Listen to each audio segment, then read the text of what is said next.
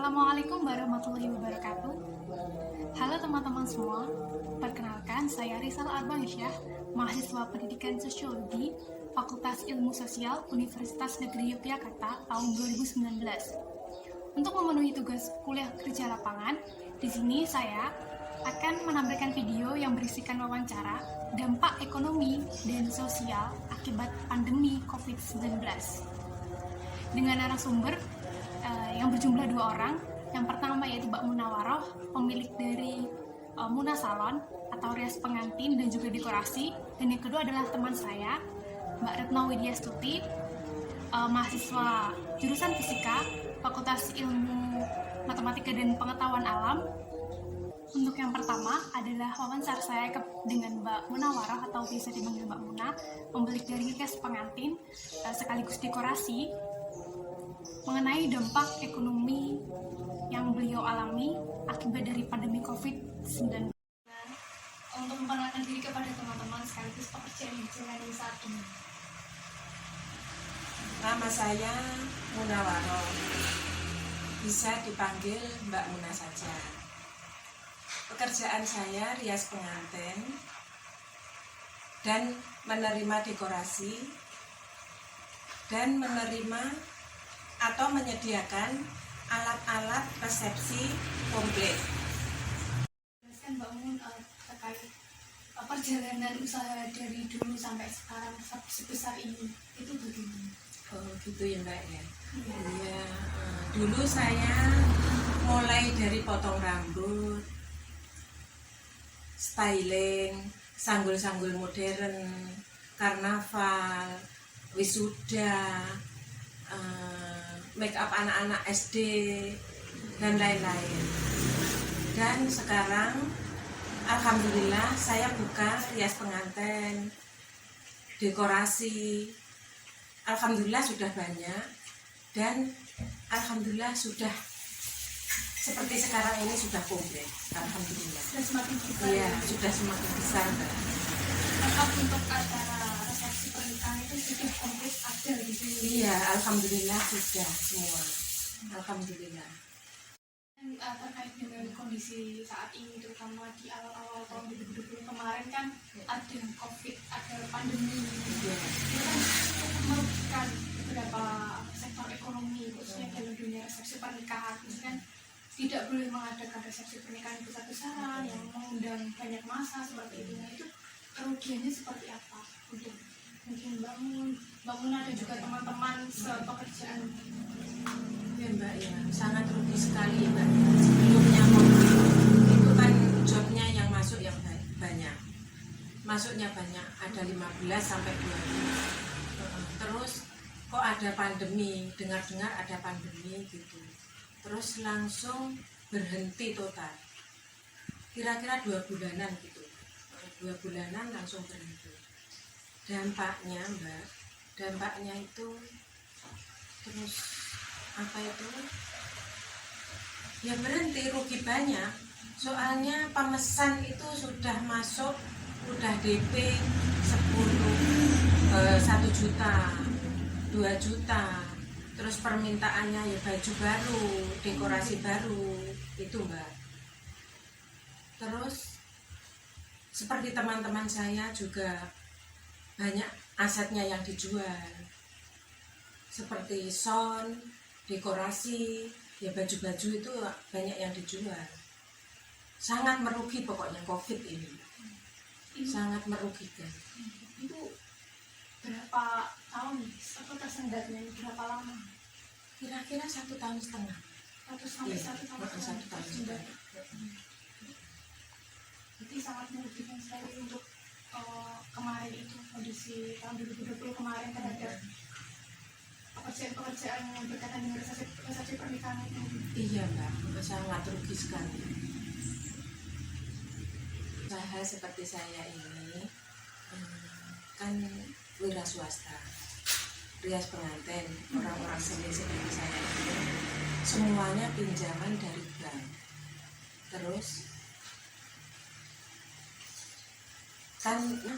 Terus ada COVID, nggak bisa berjalan. Tiap bulan kan harus mengangsur bank. Terus ya jual aset-aset seperti teman-teman saya itu jual asetnya untuk ngangsur di bank, pinjaman di bank itu. Untuk tahun ini kan sudah lebih baik kondisinya ya, Iya. daripada tahun-tahun sebelumnya. Iya. Itu untuk kelancaran usaha untuk tahun ini seperti apa? Apakah sudah lebih baik?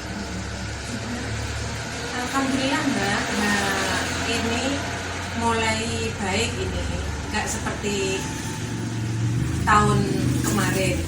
Ini alhamdulillah sudah lancar, sudah rias pengantin, terus dekorasi di luar rumah, pasang terop yang bagus, udah acara musik juga boleh. Pokoknya nggak seperti tahun kemarin lah. Sudah alhamdulillah ini alhamdulillah lancar. Sudah lebih Iya, sudah sedikit maju lagi. meski masih dibatasi nggak? Iya, masih dibatasi. Tapi udah mendingan. Kalau boleh tahu, kalau untuk sekarang, kalau sebelumnya kan katanya jobnya kalau sebelum covid jobnya satu bulan kan bisa sampai 15. Iya. Kalau sekarang satu bulan bisa berapa? Sekarang berapa ya? 5, 4. 4 sampai 5 ya. 4 sampai Lebih 5. baik ya Iya. daripada tahun 2020. Iya. 4 atau 5, 4. Selanjutnya dengan Mbak Retno Widyastuti, mahasiswa jurusan Fisika, Fakultas Matematika dan Ilmu Pengetahuan Alam, mengenai dampak sosial yang dialami akibat pandemi COVID. Sebelumnya nih Mbak Retno, boleh tolong memperkenalkan diri kepada teman-teman sekalian. Nama, terus statusnya, mungkin sudah menikah atau belum, seperti itu. Oke, saya akan perkenalan secara singkat aja ya. Halo teman-teman semuanya, perkenalkan nama saya Retno Widyastuti. Sekarang itu kesibukannya sedang kuliah di semester 4, mau menuju ke semester 5 gitu di Yogyakarta. Saya asli, dikasih nggak? Ya, aslinya, silakan. Oke, saya orang perantauan ya, aslinya itu dari Madiun, Jawa Timur. Dan karena memang kuliahnya di Jogja, jadi sekarang ini posisinya lagi di Jogja untuk beberapa minggu mungkin. Mungkin itu aja sih, apa ya? Apalagi? Oke, itu aja mungkin cukup ya. Lanjut ke pertanyaan selanjutnya. Nih, Mbak Retno, apa sih yang Mbak Retno ketahui tentang pandemi COVID-19 ini? Oke, kalau menurut saya ya COVID-19 ini memang suatu virus yang kalau dari informasi itu mirip sama kayak SARS dan MERS ya. Cuman kan memang karena awalnya itu hanya terjadi di suatu wilayah, terus akhirnya menjadi epidemi secara global kayak gitu, sehingga ya gitulah pokoknya intinya virus yang menyebar gitu, dan itu bisa apa ya, menyebabkan kematian dan menyebabkan orangnya jadinya sehat jadi sakit, dan kalau vital ya itu bisa ngilu. Itu sih, dan itu bisa menular via apa ya, kalau kayak kontak langsung kayak gitu. Jadi teman-teman di rumah harus selalu stay healthy, jangan lupa 5M. Itu sih, Mbak. Oke. Selanjutnya nih, kan kita ketahui bersama, semenjak ada pandemi ini, dalam berbagai bidang kehidupan itu terjadi banyak perubahan kan, terkena dampaknya begitu kan.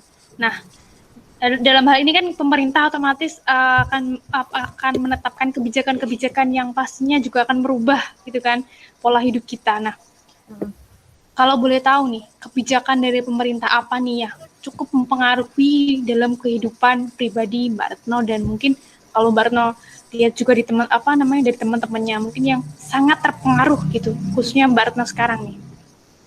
Oke. Kalau terkait kebijakan ini ya yang paling kerasa adalah perubahan bagaimana masa studi kita yang awalnya dari offline itu menjadi online. Menurut saya itu yang paling kerasa sekali, karena memang posisinya saya kan ada sebagai siswa gitu ya. Jadi yang masih saya tekuni sampai sekarang adalah belajar mengajar kayak gitu.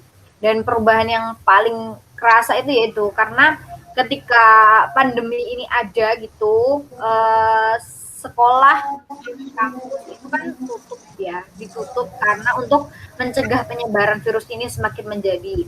Jadi semua kegiatan pembelajaran mulai dari praktikum ataupun teori itu semuanya dialihkan secara online menggunakan virtual meeting kayak gitu. Dan menurut aku itu yang paling kerasa banget karena apa ya, mungkin bagi sebagian orang itu kuliah online ini ada beberapa apa ya, positif dan negatif. Cuman sepertinya karena memang pandemi ini sudah berjalan lama itu cukup membuat jenuh ya bagi sebagian orang. Karena siklusnya kita sehari-hari kan ya siklusnya muter kayak gitu terus. Kalau kuliah ya nanti nge-zoom pakai Google Meet atau pertemuan virtual dengan aplikasi yang lain, terus nanti ngerjain tugas dikirim secara online, terus diskusi dengan teman-teman juga secara online, terus juga praktikum kita laksanakan secara online juga menggunakan software kayak gitu-gitu. Jadi yang paling kerasa perubahannya itu sih.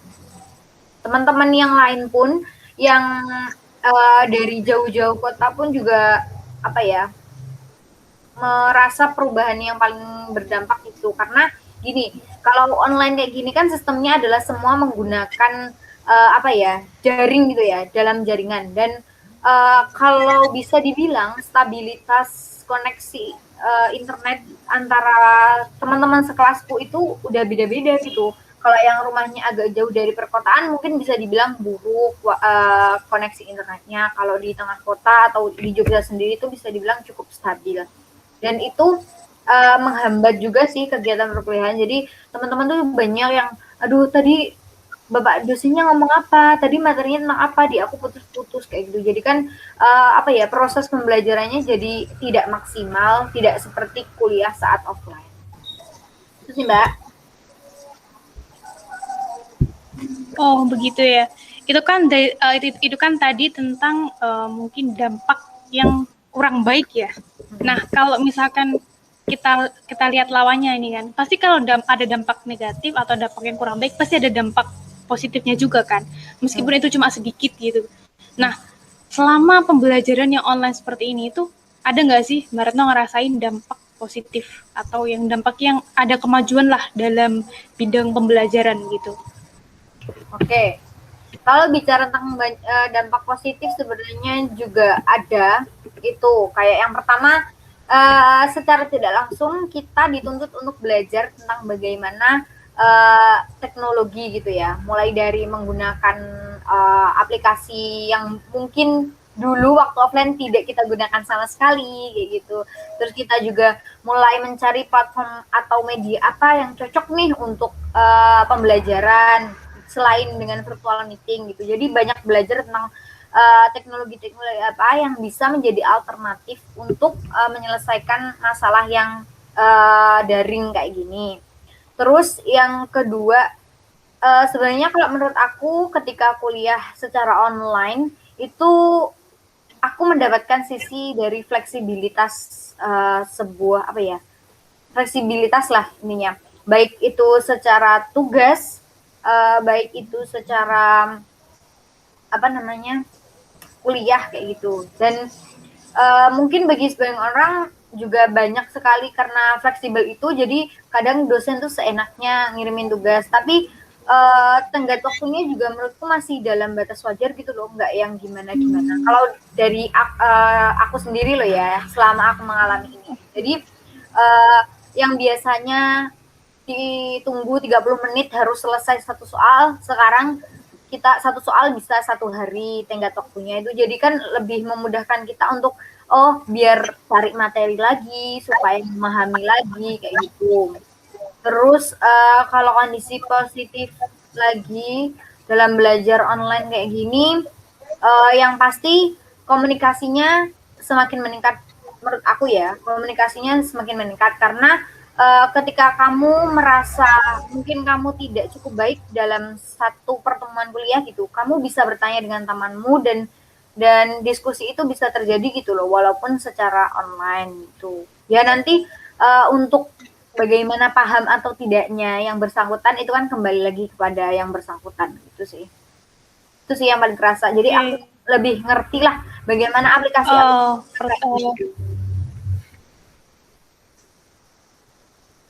Oke, baik. Tadi tetap ada ya dampak positif itu. Enggak semuanya itu negatif begitu ya. Ya, betul-betul. Kemudian, itu tadi kan dalam dunia pendidikan Mbak Retno sebagai mahasiswa.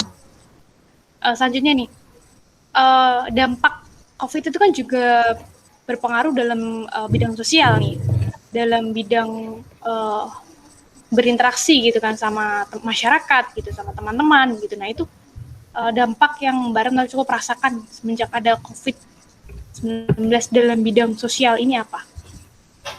Oke, kalau dampak secara sosial ya, yang pasti interaksi antar personal masyarakat itu akan sangat berkurang gitu. Karena memang di kondisi pandemi kayak gini kan kita lebih pemerintah menyarankan untuk stay di rumah aja gitu kan, nggak usah keluar-keluar atau berkerumun. Jadi karena adanya kebijakan itu, jadi kita interaksi antar masyarakat juga berkurang. Mungkin sama tetangga sendiri aja kadang jarang banget gitu berkunjung ya, atau ke rumahnya yang biasanya dulu bisa kumpul-kumpul, ibu-ibu mungkin sekalian arisan atau sekalian apa kayak gitu, tapi sekarang lebih dibatasi, lebih ke me time dengan keluarga, quality time dengan keluarga kayak gitu. Terus juga pastinya kegiatan-kegiatan masyarakat yang biasanya dilaksanakan itu juga harus direduksi atau mungkin di-cancel ya. Karena karena tidak boleh berkerumun atau lebih ke menjaga masyarakatnya. Jadi mungkin biasanya yang setiap pagi itu ada kerja bakti, yang setiap minggu ada kerja bakti itu lebih direduksi mungkin 2 minggu sekali atau 1 bulan sekali kayak gitu. Terus juga biasanya ada Sabtu Minggu pagi itu ada senam sehat kayak gitu, karena pandemi COVID juga direduksi. Terus anak-anak yang biasanya bersukaria gitu, lari sana sini untuk bermain bersama, sekarang juga mungkin lebih jarang gitu, karena lebih baik di rumah daripada dengan berkerumun dan menyebabkan nanti klaster yang baru kayak gitu. Itu sih. Seperti yang kita ketahui bersama teman-teman, akibat adanya pandemi COVID-19 ini cukup mempengaruhi bidang kehidupan kita dalam berbagai bidang. Salah satunya dalam ekonomi dan juga budaya.